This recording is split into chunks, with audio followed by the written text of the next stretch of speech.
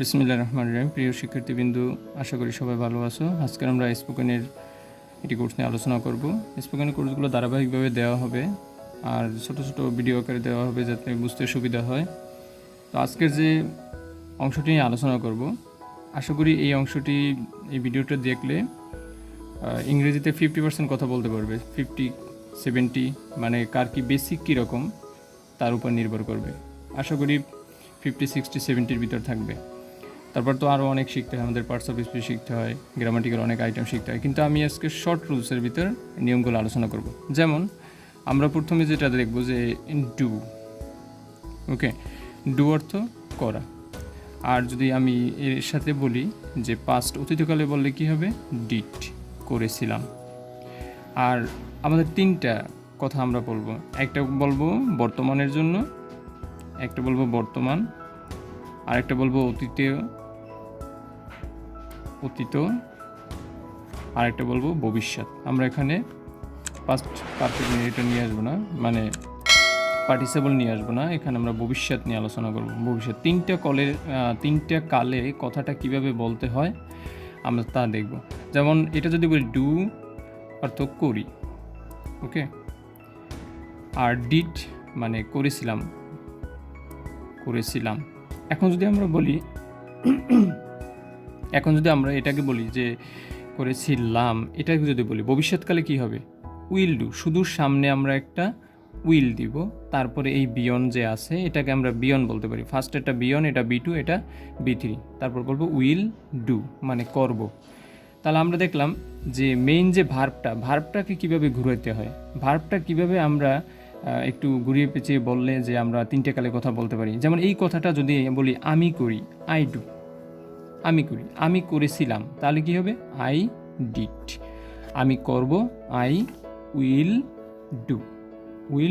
Will যদি কোনো শব্দের শুরুতে উইল বসে তাহলে ওই শব্দে কিন্তু একটা ব আসবে, মানে ভবিষ্যৎকালের যে করব, খাবো, যাব, ব দিয়ে বলতে হয়। উইলের কারণে এটা হবে। শ্যাল দিয়েও করা যায়, উইল দিয়েও করা যায়, তবে আমরা সবসময় উইল নিব, কারণ এই উইল সব ক্ষেত্রে ব্যবহার করা যায়। উইলের কোনো বিধিনিষেধ নাই। উইল আমরা সব পার্সনের ক্ষেত্রে ব্যবহার করতে পারবো, সেই জন্য আমরা সবসময় শিখবো কি, উইল দিয়ে। তা এরপর যদি বলি সে করে, তাহলে এখানে হি দিয়ে আসবে, তো হয়তো এস বাই এসের একটা ব্যবহার আছে। তারা করে এটা দিলাম দে ডু। তারা করেছিল, তখন কী হবে, দে ডিড। এরপরে যদি বলি তারা করবে, তখন হবে কি, they will do, just will do. তাহলে মেইন কিন্তু এই একটা অংশ, এই রকম সেন্টেন্সটা তারা করবে, তারা কি করবে। এরপর কিন্তু আর আস্তে আস্তে আমরা এই সেন্টেন্সটা কিন্তু আরও বড় করতে পারি। যেমন দে ডু সাম, সাম বলতে পারি, ডু সাম, আমি সংক্ষেপ শেখানোর জন্য বললাম। তারা অঙ্কটি করেছিল, এখানে দে ইউআই হবে, THEY, দে ডিড। দা দিয়ে বলি দা সাম, SUM সাম। আমাদের লাইনটি কিন্তু এখন বড় হয়ে গেল। আস্তে আস্তে আমরা কিন্তু এরকম বোর্ডেন করতে পারি, লাইনটা অনেক বড় হবে। তারা অঙ্কটি করেছিল, তারা অঙ্কটি করবে, তাহলে কি হবে, দে উইল ডু। উইলের পর সবসময় বিয়ন নিতে হবে, এটা এই যে ডু ফর্মটা, দে উইল ডু দ্য সাম, তারা অঙ্কটি করবে। এখন আমার এটা শেখানো যে এই ডু দিয়ে আমি কিন্তু আস্তে আস্তে বড় করতেছি লাইন, ডিড দিয়ে কিন্তু আস্তে আস্তে বড় করতেছি, অতীতকালের কথা, ভবিষ্যৎকালে আস্তে আস্তে বড় করতেছি।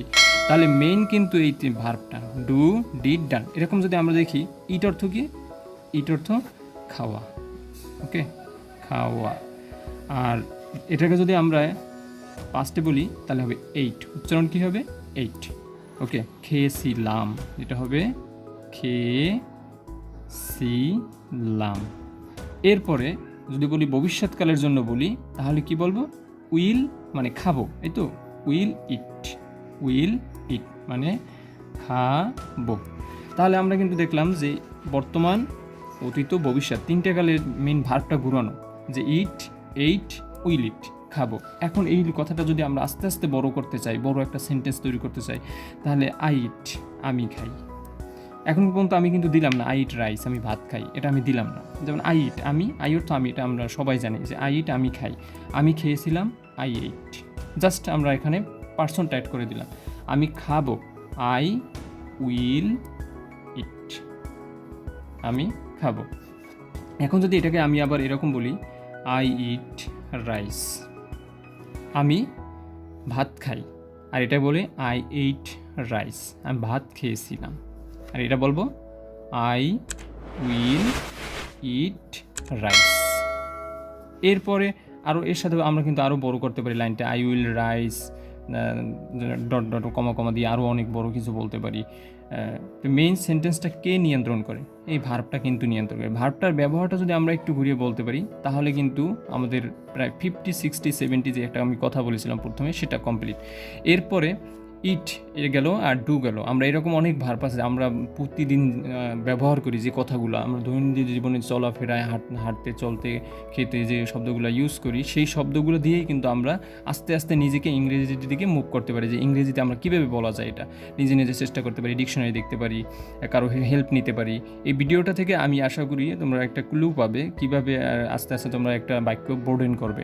নর্মাল থেকে বেসিক থেকে তোমরা কীভাবে একটু জটিল সেন্টেন্স তৈরি করার দিকে যেতে পারবে। এরপর এখানে আরেকটা বলি, যেমন রাইট আমরা শব্দটা ইউজ করি, WRIT, রাইট অর্থ লেখা। তাহলে এর কী হবে? পাস্ট WROT, রট, মানে লিখেছিলাম।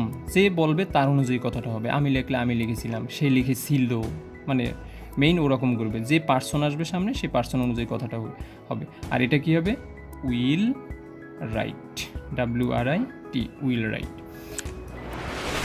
ওকে, এখন আমি এটাকে বলতে পারি আই রাইট, আমি লিখি, আই রাইট এ লেটার। আমরা এটা প্রতিদিন কিছু না কিছু কিন্তু যদি লিখে থাকি তাহলে আমরা এরকম বলতে পারি। আর যদি আমরা এটাকে অতীতকালে বলি, যে যেমন I right, WRIT, I right, আমি লিখি, আমি আস্তে আস্তে বড় করবো। এরপর বলতে পারি ইউ রাইট, তুমি লেখো, দে রাইট, তারা লেখে। যে পার্সন নিয়ে আসবে সেই পার্সন অনুযায়ী কথা হবে। আর এখানে হবে আই রট, WROT, আই রট, আমি লিখেছিলাম। যদি বলি সে লিখেছিল, হি রট, অথবা শি রট, অথবা এরকম তারা লিখেছিল, তখন হবে দে রট। আর আমি লিখব তখন কি হবে? I will right. শুধু উইলটা অ্যাড করতে হবে। এটা কিন্তু আমাদের মেন ভার্ব অংশ ছিল। বক্স করে দিচ্ছি। আমরা কি কি ভার্বগুলো এখানে দেখলাম, একটা আর একটা প্রথম দেখছিলাম, এটা আমরা ডুর না ডুর একটা অংশ আমরা দেখেছিলাম। ওকে, এটা আমরা দেখেছিলাম। তারপরে আমরা এখানে ইটের দেখলাম। এরপরে আমরা রাইট। তারপরে এই সেন্টেন্সটা আমি রাইট, আমি লিখি, যেটা বললাম। এখন আমি কি লিখি? হতে পারে আমি একটা চিঠি লিখি বা সামথিং লাইক দ্যাট। তো আমি এখানে চিঠির কথাই লিখি, right, I write a letter, LETTER। ওকে, তার এখানে যদি বলি তারা চিঠি লেখে, দে রাইট এ লেটার। সে চিঠি লেখে, হি রাইটস হবে, তখন S/S এর ব্যবহার হবে। থার্ড পারসন সিঙ্গুলার নাম্বার হলে এখানে এটা বলি আমি, he writes, WRITS, rights. S/S এর আমার ভিডিও টিউটোরিয়াল আছে, এটা থেকে দেখলে আশা করি বুঝতে পারবে হি কেন থার্ড পারসন। হি শি যদি থার্ড পারসন সিঙ্গুলার নাম্বার হয় তাহলে S/S যুক্ত হয়। এগুলো আস্তে আস্তে তোমরা জানবে। আমি আজকের আমার ভিডিও টিউটোরিয়ালের উদ্দেশ্য হলো এটাই, যে মেইন কীভাবে ভার্বটা ঘুরাতে হবে সেটা। I write a letter, I wrote a letter, এটা হবে কি? WROT, I wrote a letter, আমি একটি চিঠি লিখেছিলাম। আর এটা হবে আই উইল রাইট, WRIT। উইলের পর কিন্তু সব সময় কি হবে? বিয়ন হবে। ওকে, এখানে যে বিয়ন, এটা রাইট, এই রাইটটা হবে উইলের পর সব সময়। শুধু পাস্টেরটাই difference. I will write a letter, LETTER। এরপরে আমরা আরও যদি বলি, আমি জিজ্ঞাসা করেছিলাম, এটা আস্ক। মেন আমরা ভার্ব দেখব, আস্ক, জিজ্ঞাসা করা, আস্কড, ASKED, আস্কড, জিজ্ঞাসা করেছিলাম। আর এটা হবে উইল আস্ক, জিজ্ঞাসা করব। এরপর আমরা প্রতিদিন কিন্তু এই কাজটা করি, যেমন গো। ওকে, গো মানে কি? যাও। যদি বলে আমি যাব, আই গো, সে যাবে, হি গোস, তারা যাবে, দে গো, তারা যায়, দে গো। আর এটা কি হবে? Went, WENT। স্ট্রং ভার্বগুলো দেখলেই হয়। আই ওয়েন্ট, আমি গিয়েছিলাম। এরপরে যদি বলি তারা গিয়েছিল, দে ওয়েন্ট, তারা গিয়েছিল। তারপর সে গিয়েছিল, শি ওয়েন্ট, অথবা হি ওয়েন্ট। এখন কোথায় গিয়েছিল শেষে আমরা আরও অ্যাড করতে পারি কিন্তু, তারা গিয়েছিল মার্কেটে না স্কুলে, কোথাও এরকম হবে। তাহলে হবে হি ওয়েন্ট টু মার্কেট। এখানে হবে উইল, WILL, উইল গো, ওকে, উইলের পর সবসময় মানে যাবে, এটার অর্থ যাবে। মেইন ভার্বটা শুধু আমরা দেখব। এরপরে আমরা এই কাজটা ডেলি করি। Sleep, SLEEP, sleep. তো এখানে আমরা বলবো স্লেপ্ট, SLEPT, স্লেপ্ট। স্লিপ অর্থ কি? স্লিপ অর্থ ঘুমানো, স্লেপ্ট মানে ঘুমিয়েছিলাম। আর এখানে হবে উইল স্লিপ, উইল স্লিপ। এরপর গোসল দেওয়া, এটা আমরা ডেলি করি, BATH, বাথ, বাথ। এটা হবে উইল বাথ, উইল দিয়ে হবে। ওকে, উইল বাথ। তাহলে আমরা যে ব্যবহারটা দেখলাম বেসিক, আজকে আমরা যে ব্যবহারটা এখন পর্যন্ত দেখলাম, এটা ছিল সম্পূর্ণ একটা ভার্ব।